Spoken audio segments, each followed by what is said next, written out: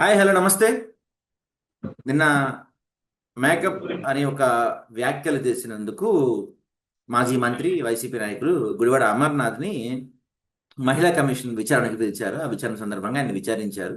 సరే, ఇక్కడ విషయం ఏంటంటే నాకు కొన్ని డౌట్ ఏంటంటే కూటమి ప్రభుత్వం ఏర్పడి 2 సంవత్సరాలు అవుతుంది. ఈ 2 సంవత్సరాల్లో బహుశా ఈ మహిళా కమిషన్ చైర్మన్ రాయపాటి అరుణ గారు సుమోటోగా ఒక కేసుని తీసుకొని పిలిచి మందలించడం బహుశా ఇదే ఫస్ట్ టైం. ఏపీలో ఇంతవరకు ఈ 2 ఏళ్లలో అసలు మహిళలపై ఎటువంటి అరాచకాలు జరగలేదు, మహిళలపై ఎటువంటి దాడులు జరగలేదు, మహిళలపై ఎటువంటి రేపులు ప్రశాంతంగా ఉంది ఏపీ 2 సంవత్సరాలు. అందుకని పాపం మహిళా కమిషనర్ గారికి ఎటువంటి పని పడలేదు. ఇప్పుడు మాత్రం ఫస్ట్ టైం ఆ మేకప్ అన్న మాటకి చాలా హర్ట్ అయిపోయారు మహిళా కమిషనర్ గారు. వెంటనే ఆయన పిలిచి విచారించారు. నిజంగానే అసలు ఈ 2 ఏళ్లలో ఏపీలో ఏమీ జరగలేదా? పాపం ఏపీ అంతా సస్యశ్యామలంగా ఉందా? మహిళా కమిషనర్ గారికి అవసరం పడలేదా? చెప్పండి శిల్పారెడ్డి గారు, మీరు ఏమంటారు? ఎందుకంటే ఫస్ట్ టైం చాలా సీరియస్గా రెస్పాండ్ అయ్యారు రాయపాటి అరుణ్ గారు. అంటే ఈ 2 ఏళ్లలో ఏపీలో ఎటువంటి సంఘటన జరగలేదా? మహిళలందరూ చాలా సేఫ్గా ఉన్నారా? ఆయన ఎవరో సాయిధరం తేజ్ అనుకుంటా ఏపీ సేఫ్ హ్యాండ్స్ అని చెప్పాడు. అప్పటి నుంచి సేఫ్ హ్యాండ్స్లో ఉందా ఏపీ మొత్తం? సాయి ధర్మ తేజ గారు ఆ సేఫ్ హ్యాండ్స్ తర్వాత ఆయనకే దిక్కులేదు, ఎటుపోయినాడో తెలియదు. ఇక ఉమెన్ ని దయచేసి తీసుకురావద్దు, ఎందుకంటే పవన్ కళ్యాణ్ గారి ఫ్యాన్స్ అమ్మాయిలని లేకపోతే ఆడవాళ్ళని ఎంత అసహ్యమైన పదజాలంతో మాట్లాడతారు, కామెంట్లు చేస్తారన్నది నేనే కాదు తెలంగాణ జర్నలిస్టులు ప్రూఫ్లతో సహా చూపించారు. Point coming to state women's commission, మీకు ఒక విషయం చెప్తే అతిశయోక్తి కాదు. 2 సంవత్సరాల్లో నేను అసలు మా స్టేట్ లో తీసేసినారేమో ఉమెన్ కమిషన్ అనుకున్నా. నిన్న ఒక్కసారి ప్రెస్ మీట్లు జరుగుతుంటే బ్యాక్ లో ఉమెన్ స్టేట్ కమిషన్ షాక్ అయ్యా. అయ్యా బాబాయ్, ఆంధ్రప్రదేశ్ లో ఉమెన్ కమిషన్ ఉందా ఇంకా? అయ్యో అనుకున్నా నేను. ఎందుకంటే 14 ఏళ్ల మైనర్ పిల్లనండి రేపులు చేసినారు, చిన్న పిల్లని చంపేసినారు డ్రమ్ములో పెట్టి. ఇలాంటి వాటికి కదా మహిళా ఉమెన్ కమిషన్ పనిచేయాల్సింది. వాళ్ళు కూడా మహిళలే కదా. వాళ్ళ ఆ కమిషన్ ఉద్దేశం ఏంటి? ఎప్పుడైతే మహిళలకి ప్రాబ్లం అవుతుందో అప్పుడు వాళ్ళు ఒక గొంతు ఇచ్చి మాట్లాడతారని ఒక ఉద్దేశంతో మహిళా కమిషన్ పెట్టారు. అది వదిలేసి అసలు నాకు నాకు తెలియని డౌట్ అండి, మహిళా ఉమెన్ కమిషన్ వాళ్ళు పిలిచి మాట్లాడారో అడిగారో కేసులు పెట్టారో అన్నది పక్క పెడితే వాళ్ళకి అసలు కళ్ళు కనిపించట్లేదా? ఇంకా మహిళలకి ఏమీ జరగట్లేదా? రోడ్డు మీద కొడుతున్నారండి ఆడవాళ్ళని, విజువల్స్ నేను ఇస్తానండి. అవి కదండి సుమోటోగా తీసుకోవాల్సినది. అవి వదిలేసి అది అసలు అరవ శ్రీధర్ నా పర్సనల్ ఒపీనియన్, అరవ శ్రీధర్ సంఘటన ప్రపంచం మొత్తం ఈ చూసింది. ఓవరాల్ ఈ ఓవరాల్ విషయంలో ఆ మేకప్ ఇన్సిడెంట్ ఏదైతే ఉందో they try to deviate from the Sai Krishna's lockup death. ఆ ఇన్సిడెంట్ అప్పుడే దీన్ని మాట్లాడినారు, ఎందుకంటే దాన్ని డీవియేట్ చేద్దామని. But they have utterly failed, deviate చేయలేకపోయినారు. ఆ మూమెంట్ గానే ఒకటండి, ఆ రోజు ఏమన్నారండి? ఫస్ట్ అనిత గారు ఏమన్నారు? గుడ్డు పగలట కొట్టడం తెలుసు, ఆడు ఈడు అని మాట్లాడినారు. నేను దాన్ని ఏం సమర్థించట్లేదు, నేను దాన్ని సమర్థించను. తర్వాత ఏవైతే జరిగిన వ్యాఖ్యలు అవి కూడా సమర్థించాను. కానీ ఇలా కొడితే గాని చప్పుడు రాదు. అది వదిలేసి ఒక చేతిని అరెస్ట్ చేస్తాను, ఒక చేతికే సంఖ్యలు వేస్తానంటే ఎట్లా కుదురుతుందండి? అండ్ ఉమెన్ కమిషన్ స్పెసిఫిక్ గా మనం మాట్లాడుతున్నాం కాబట్టి అసలు ఉమెన్ కమిషన్ ఇప్పుడు చెప్తున్నాను చూడండి, ఇప్పటి వరకు ఉందని నాకు తెలియదు. ఇప్పటి నుంచి కూడా ఇక కనిపించదు. మళ్ళీ ఎప్పుడైనా అనితమ్మ గారికో లేకపోతే భువనమ్మ గారికో లేకపోతే ఇంకెవరన్నా అమ్మగారికి ప్రాబ్లం అయితే మళ్ళీ స్టేట్ ఉమెన్ కమిషన్ వచ్చేస్తుంది, అంతే తప్పితే. అమ్మ అనకండి, అమ్మ అంటే బూతు. అనిత గారు గతంలో చెప్పారు, మీకు గుర్తులేదా? ఆవిడ ఏ ఇంటెన్షన్ తన్నా చెప్పనండి, మేము చదువుకున్న వాళ్ళమి, మా ఇంటెన్షన్స్ అయితే రైట్ ఉన్నాయి. అనితమ్మ గారు అనడంలో నా ఇంటెన్షన్ రైట్. తీసుకునే వాళ్ళ ఉద్దేశంలో, వాళ్ళ కళ్ళల్లో, వాళ్ళ ప్రాస్పెక్టివ్ లో ఉంటది. అది వాళ్ళ అవతల వాళ్ళ విజ్ఞతకే వదిలేసిన ఒక అమ్మని కూడా ఇంత దారుణంగా మాట్లాడినప్పుడు ఆ రోజు ఉమెన్ కమిషన్ ఎటుపోయిందో మరి నాకు తెలియదు.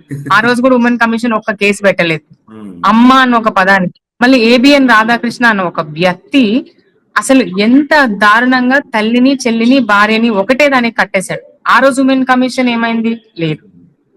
ఉమెన్ కమిషన్ ఈ రోజు ఆంధ్రప్రదేశ్ లో ఎలా ఉందంటే, ఓన్లీ ఇప్పుడు ఎన్డీఏ కూటమిలో ఉన్న వాళ్ళ అమ్మలకి ఏమైనా జరిగితేనే ఉమెన్ కమిషన్ గారు వస్తారు. మా అమ్మలు లేకపోతే మీ అమ్మలకి ఏం జరిగినా నో నాయిస్, సౌండ్ చేయదు, మాకు వినిపించదు, మాకు కనిపించదు అంటారు.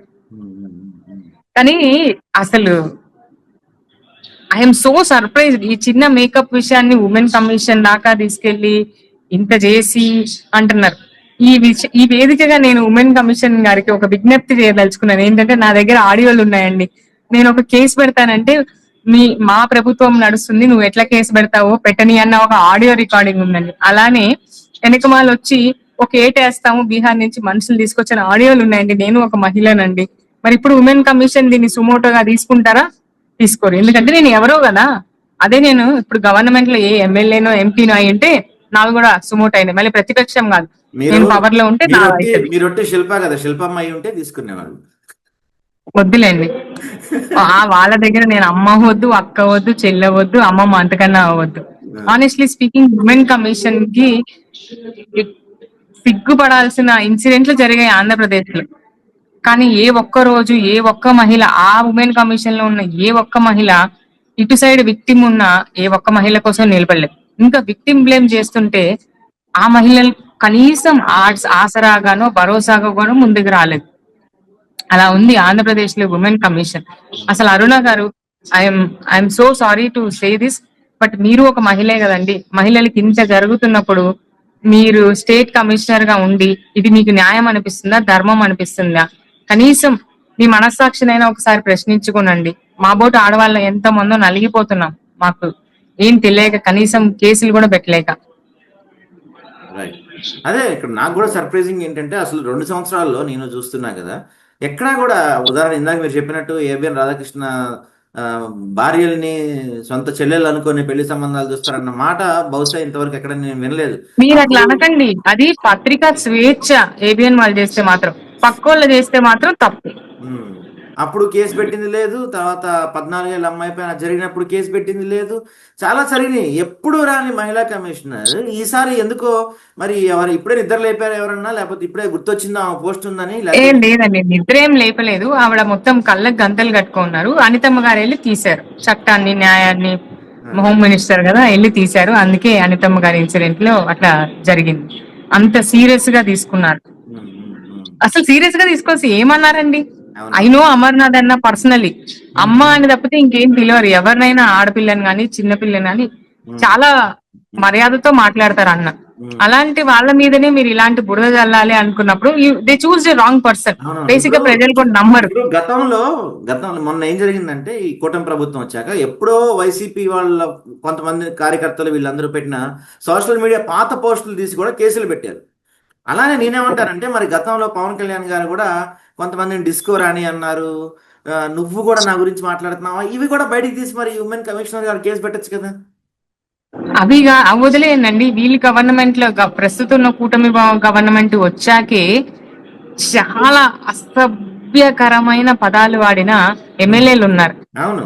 ఏంటారు మీరు, నేను ప్రాస్టిట్యూషన్ చేస్తారు, ఆ, చాలా అవునవును. దారుణమైనవి, అభ్యంతరకరమైన మాటలు ఉన్నాయి. నేను అవి కూడా ఉన్నాయి. నేను ఒకటి ఆ చూపిస్తాను. రోజు ఏమైంది? వీళ్ళు ఇప్పుడు వీళ్ళకి అనుబంధంగా పనిచేస్తున్న ఒక వ్యక్తి, ఇతను సీమరాజా అన్నమాట. సో ఇతను ఒక ఉమ్, ఛానల్ ఇప్పుడు పెట్టిన దాంట్లో లక్ష్మీ పార్వతిని గారిని పెట్టి దీనికి సమాధానం చెప్పండి లపాకి అని చెప్పి పెట్టాడు. అరే ఒక సరే ఆమె ఏమన్నా కానివ్వండి, ఆమె ఏజ్ కన్నా రెస్పెక్ట్ ఇవ్వాలి కదా. అగ్రీడ్ అండి. కానీ ఇక్కడ సమన్వయ న్యాయం ఎక్కడ జరుగుతుంది అసలు? ఆంధ్రప్రదేశ్ లో ఆ ఆర్టికల్ 21 కానీ లేకపోతే ఏవి కాన్స్టిట్యూన్స్ ప్రకారం ఏం నడుస్తుంది చెప్పండి? ఉమ్, కనీసం బేసిక్, ఒక హ్యూమన్ బేసిక్ రైట్, ఒక కేసు వెళ్ళి పెట్టాలన్నా కూడా పెట్టలేకపోతున్నారు. అవును. అలాంటి ఆ, సిచ్యువేషన్ లో నేను ఇందాక హిట్లర్ గారి బర్త్డే, చంద్రబాబు నాయుడు గారి బర్త్డే April 20th అని చెప్పారు కదా, అదే నడుస్తుందండి. వాళ్ళకి ఎదురు తిరిగినా లేకపోతే ప్రశ్నించినా గొంతెత్తినా కూడా పాపము. వీలైనంత వరకు కేసులతో సప్రెస్ చేయాలని చూస్తారు. కొంతమంది చదువుకున్న వాళ్ళు లేకపోతే విత్ ఇన్ కాన్స్టిట్యూషన్ మాట్లాడిన వాళ్ళు ఏం చేయలేరు అనుకున్నప్పుడు వాళ్ళ పేరెంట్స్ మీదకి వెళ్ళి అటాక్ చేస్తున్నారు, ఇంకేమేమో చేస్తున్నారు. రైట్. అరుణ ఎట్లా గారు అంటే చెప్పండి. ఏబిఎన్ వాళ్ళు మాట్లాడినా, TV5 వాళ్ళు మాట్లాడినా, మహా న్యూస్ మాట్లాడినా, TV5 మాట్లాడినా పత్రికా స్వేచ్ఛ హక్కు. ఉమ్, మిగతా యూట్యూబర్లు ఆర్పి మాట్లాడినా, ఉమ్, సీమరాజా మాట్లాడినా, ఇంకొకరు కిరణ్ మాట్లాడినా, లేకపోతే ఇంకొక person I don't even want to take his name, అలాంటి వాళ్ళు మాట్లాడితే ఆర్టికల్ 21 అంటారు. ఉమ్. వాళ్ళకున్న మాట్లాడే స్వేచ్ఛ. హక్కు ఉమ్. మిగతా స్వేచ్ఛ మాకెందుకు ఉండదు? అవునవును. అదే అరుణ గారు దయచేసి అంటే మీరు నిజంగా చాలా మంచి పని చేశారు. అమర్నాథ్ గారిని పిలిచి విచారించారు. నిజంగా మేమందరం మీకు క్లాప్స్ కొడుతున్నాం, సెల్యూట్ చేస్తున్నాం. దాంతో పాటుగా సీమరాజా ఇప్పుడు నేను మీకు తమ్నేల్ చూపిస్తున్నా, లపాకి అని పెట్టాడు. మరి సీమరాజాకి నోటీస్ ఇవ్వండి, ఆ కిరాకార్పినతనికి నోటీస్ ఇవ్వండి. చాలా దారుణంగా వాళ్ళు అయితే అసలు ఒక ఫ్యామిలీ కూర్చొని చూడలేని స్థాయిలో మాటలు మాడారు. ఆ తర్వాత అరవ శ్రీధర్ అనే అతనైతే శ్యామలా రోడ్డు మీద గారిని ఎంత క్యారెక్టర్ అసాసినేట్ చేశారు. రోడ్డు మీద మహిళని కొడుతుంటే పక్కన పోలీసులు చూస్తూ నుంచున్నారు. ఇలాంటివి ఎన్నో అప్పుడు జరిగినాయి. మీరు మీరు అమర్నాథ్ విషయంలో ఎంత స్పీడ్గా అయితే స్పందించారో వాటిపైన స్పీడ్గా స్పందించిపోయారు. కనీసం ఇప్పటికైనా స్పందించండి. అరే నిజంగానే స్పీడ్ గా వద్దండి, కనీసం స్పందించండి అరుణ గారు, స్పందించండి చాలు. థ్యాంక్ యూ అండి. థ్యాంక్ యూ సాయి గారు.